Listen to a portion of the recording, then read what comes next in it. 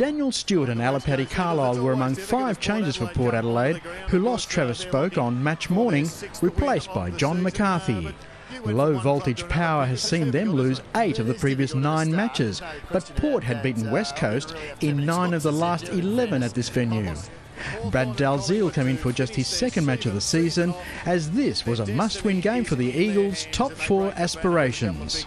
On the piggyback of a 50-metre free kick, Shannon Hearn kicked the opening goal, followed in by Scott Selwood. That's what he has ahead of him.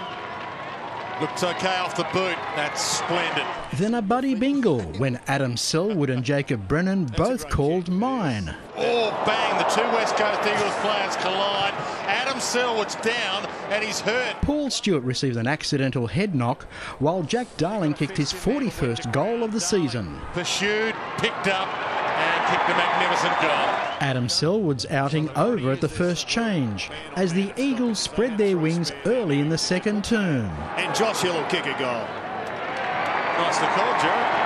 Reward for effort for Patrick McGinnity, who corralled David Roden, then converted the tackle into a 5th goal for West Coast. And he drives it through without any trouble whatsoever. Both teams were down on troops. Substituted Paul Stewart and Andrew Gaff needed treatment, as Port finally found the big sticks 10 minutes from half-time. Brad Eben. Pearce. Kickable by his standards. Finally, they get a major. The Eagles put a considerable distance between themselves and the power, with more majors from Darling and Chris Marston.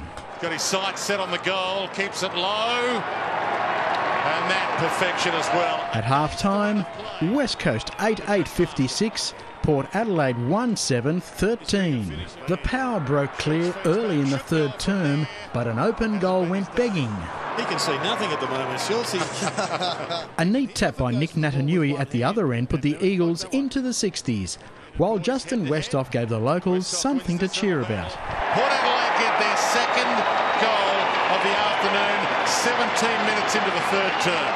The Power's best period followed when Chad Wingard and Brett Ebert kicked back-to-back goals. Turnover, Ebert, goal.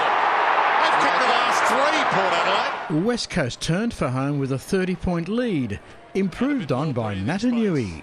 For a 36-point lead.